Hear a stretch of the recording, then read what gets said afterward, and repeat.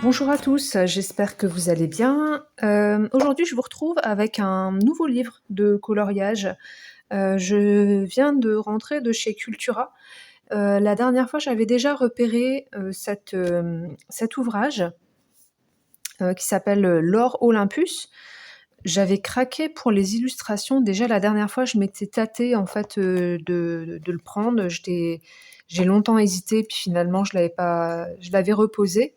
Et là, je l'ai pris parce que je trouve qu'il est vraiment très très beau, cet ouvrage. Vous avez des illustrations qui sont entre la bande dessinée et le dessin animé.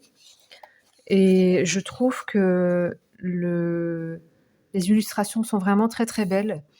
Je connais rien du tout par rapport à cet univers, donc j'ai regardé un petit peu à quoi ça correspondait en fait. Donc visiblement, ça vient d'une histoire publiée sur Webtoon et ça reprend le mythe de Hadès et Perséphone. Je vais juste regarder quelque chose parce qu'il me semble, je ne sais plus si c'est l'illustratrice ou la créatrice qui est néo-zélandaise. Je vais regarder. Alors, L'Or Olympus.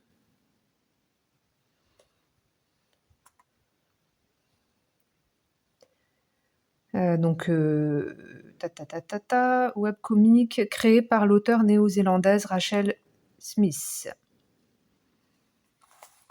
Et l'illustratrice, c'est Jackie Aboun. Donc du coup, au niveau de l'illustratrice, je lisais le petit texte là, et c'est tout à fait ça. C'est-à-dire que dans sa présentation, il est noté: ses objectifs sont de construire sa propre identité visuelle et de créer des œuvres centrées sur la compassion, l'épanouissement émotionnel et l'amour de soi. Et je trouve que ça se ressent vraiment dans les illustrations. Elles ont quelque chose de touchant.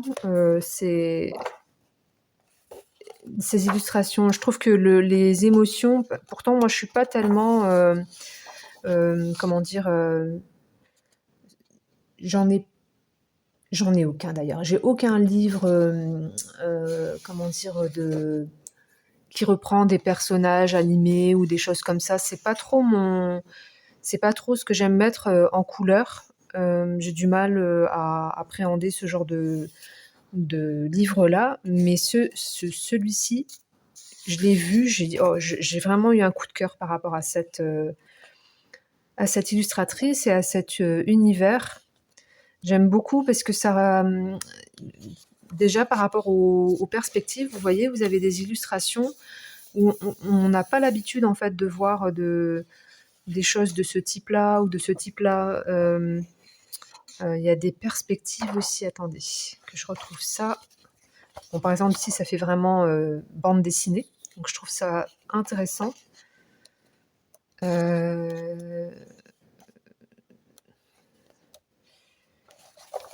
voyez, là, vous avez des perspectives en contre-plongée qui sont intéressantes. Je ne sais pas si vous connaissiez ce livre-là. En tout cas, moi, la première fois que je l'ai vu, j'ai hésité longuement avant de le prendre. Et là, chercher quelque chose à colorier d'un peu différent de ce que j'ai, en fait, et je suis repartie avec. Vous voyez, ça va être un défi pour moi. Parce que pour rendre le mouvement et tout ça, c'est chaud. Et il est vraiment très très beau. Peut-être que vous connaissez. Dites-moi. Il est vraiment super chouette. Bon, donc du coup, moi, aujourd'hui, pour me faire la main et tester le papier,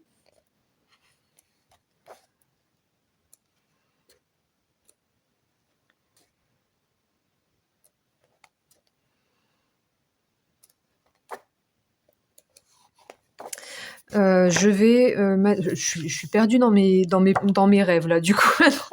C'est bon, là, vous m'avez perdu, je suis loin. Avec Hadès et Perséphone, là, c'est bon. Du coup, moi, je vais mettre en couleur cette illustration-là, qui me semble assez simple.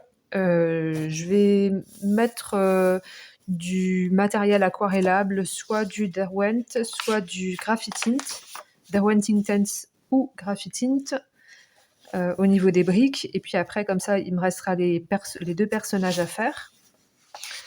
Je vais partir là-dessus, comme ça va me permettre, comme c'est du matériel aquarellable, je vais pouvoir tester la résistance du papier. Il a l'air plutôt pas mal, le papier. On va voir ce que ça donne. Je sais pas du tout quel est l'éditeur en fait. Tout à l'heure au magasin, je cherchais l'éditeur et je le trouvais pas.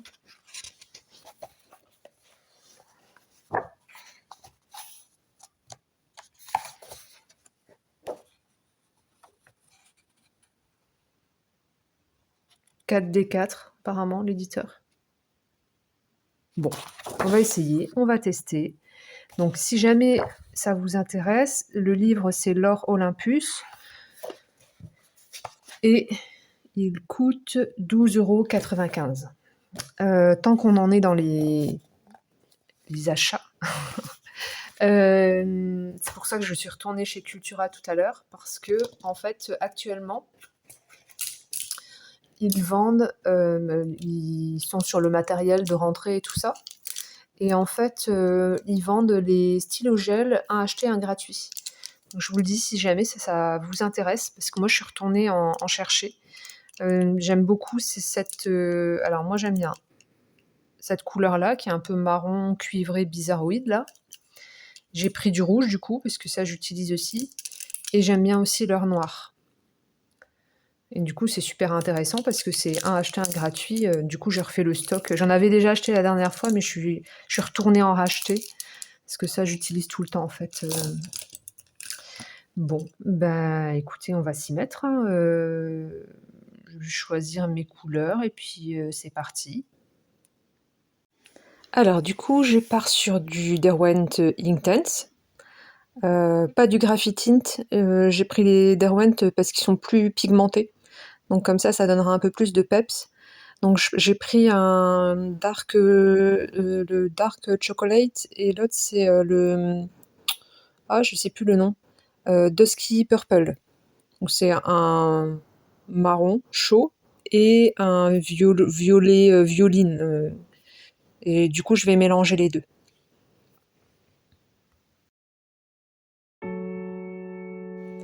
Pour colorier les briques, ce que je fais, c'est que j'applique du crayon de couleur vraiment sur le bord, pas complètement, pas entièrement sur tout le tour, mais uniquement, donc du coup là vous voyez sur le bord gauche et bas.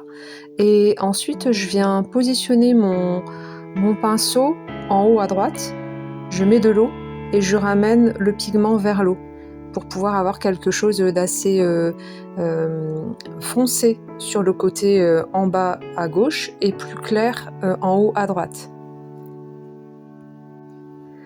Donc surtout si vous voulez un effet comme ça assez diffus, il ne faut pas mettre une couche uniforme de crayon de couleur sur toute la brique, et sinon vous allez avoir uniquement un aplat de couleur. Le crayon de couleur Derwent passe super bien sur le papier. Il se pose très bien, le pigment tient bien. Par contre, au niveau de l'eau, je vois que le papier ne pourra pas non plus supporter des tonnes et des tonnes d'eau. Là, c'est du matériel aquarellable, donc avec le pinceau à réservoir, je ne mets pas trop d'eau, donc ça va. Faudra pas trop abuser non plus au niveau de l'aquarelle dans ce livre-là.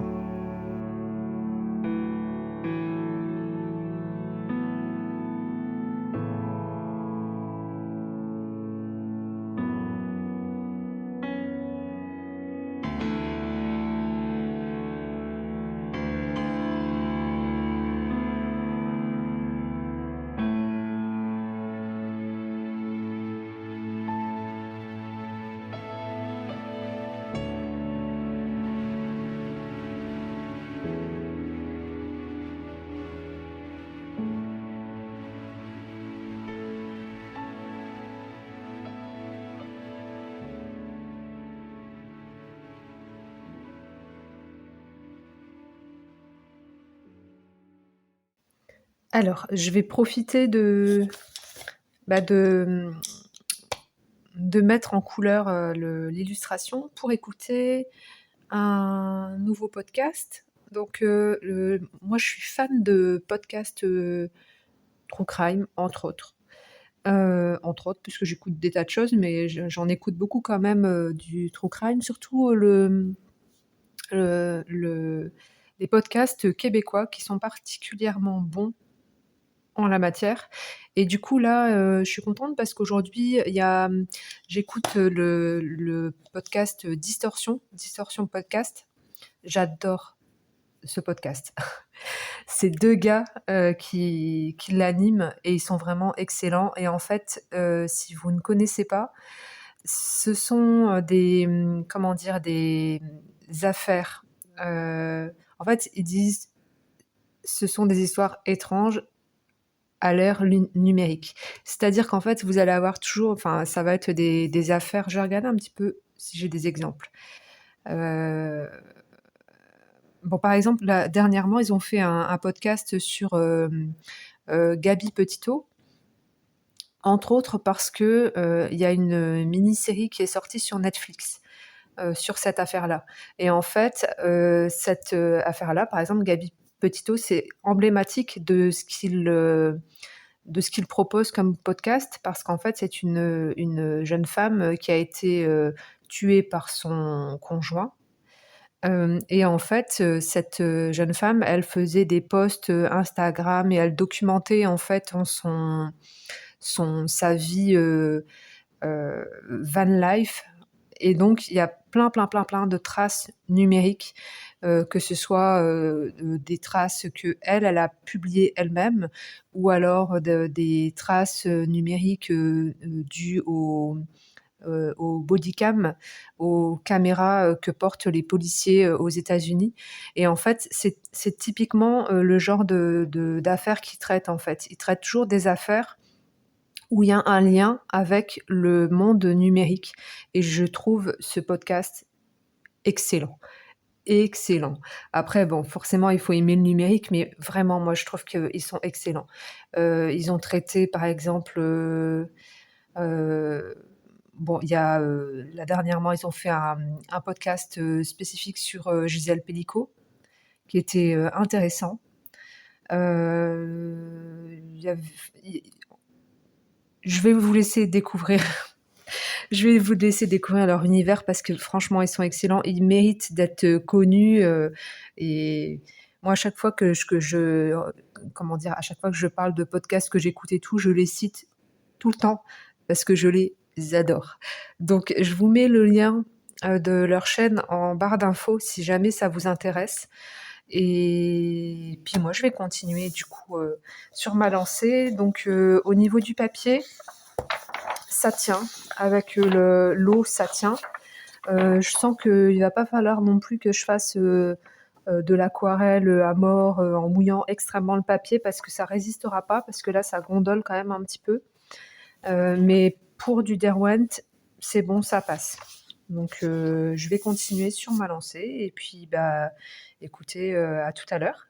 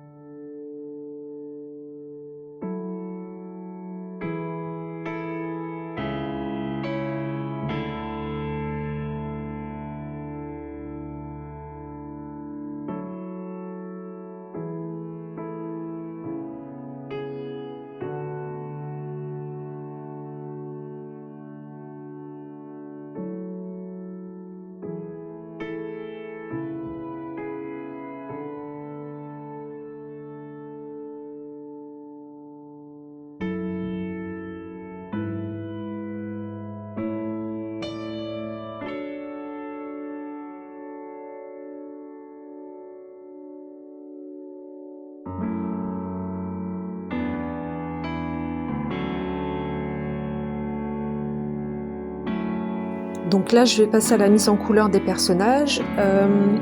Je vais partir sur, une femme rousse, blond roux, avec, un vêtement vert. Comme ça fera un contraste, en fait, entre les 2. Donc ça peut être intéressant et là, du coup, je pars avec mes Brutfunner 180 et pareil sur le papier, impec quoi, ça glisse tout seul, c'est vraiment très, très agréable.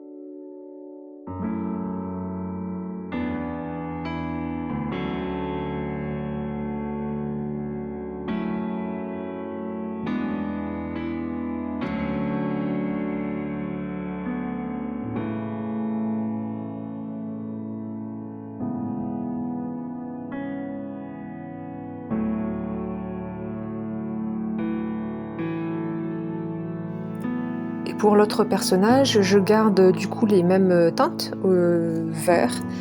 Hem, là, je vais partir sur un pull vert et puis un pantalon, genre, bleu jean ou un truc comme ça.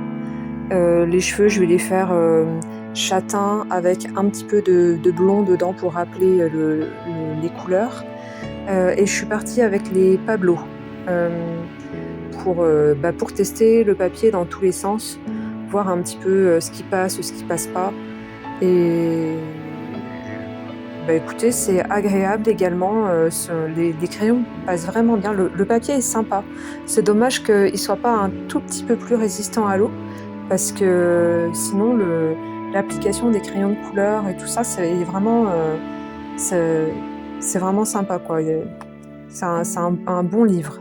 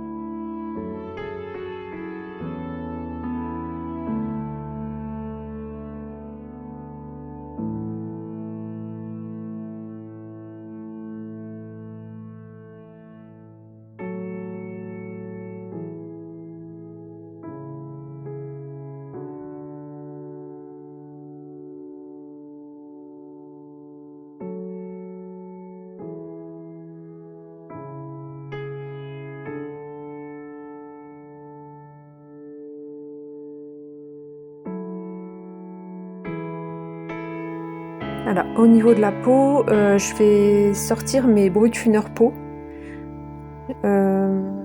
pour changer un petit peu des teintes des polychromos. Alors, comme vous le voyez, la peau et les cheveux, c'est pas forcément ce que je sais faire le mieux, hein, donc je n'ai aucune technique. J'essaye de m'améliorer et de progresser, mais c'est pas toujours ça. Et là, en l'occurrence, sur le personnage féminin, j'ai un petit peu galéré parce que j'ai trop foncé en fait la peau. Donc après, ce que je vais faire, c'est que je vais mettre de la voilà, comment ça s'appelle, de l'essence sans odeur pour pouvoir atténuer les couleurs. Donc là, je vais me servir de l'effet atténuant de l'essence sans odeur. Vous savez, quand vous passez l'essence sans odeur, ça atténue les couleurs. Et donc, je vais tirer parti de cet effet-là pour pouvoir adoucir les couleurs que j'ai mis pour le personnage féminin. Parce qu'elle était trop foncée, ma madame.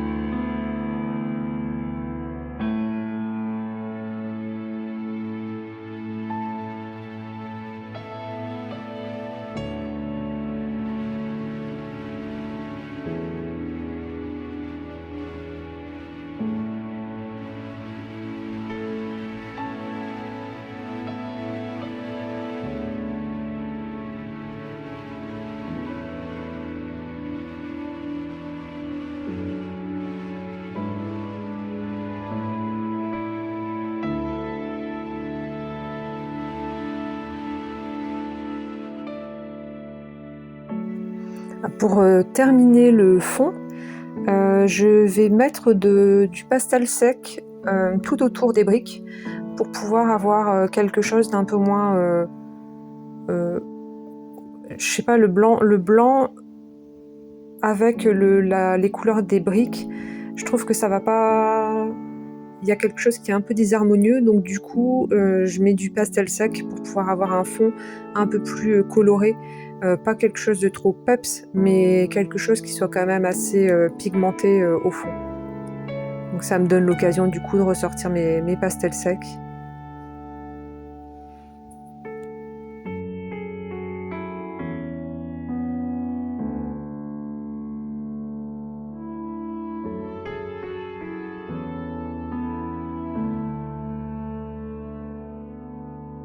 Et bien voilà, la mise en couleur touche à sa fin. Donc, bah écoutez, j'espère que cette vidéo vous aura plu. Ce livre, il est vraiment sympa. J'ai hâte de retourner dedans parce que j'ai vraiment passé un bon moment à mettre la page en couleur. Petit détail, si vous mettez du pastel sec, n'oubliez pas de passer de la bombe sur votre coloriage pour fixer le pastel, parce que sinon ça va s'enlever, hein. Donc surtout si vous n'en avez jamais fait, mettez bien un coup de fixatif dessus pour que les pigments tiennent à la page. Eh bien écoutez, j'espère que cette vidéo vous aura plu, que ça vous aura donné des idées et que ça vous aura donné envie de ressortir vos crayons. Je vous dis à bientôt et je vous fais des bisous.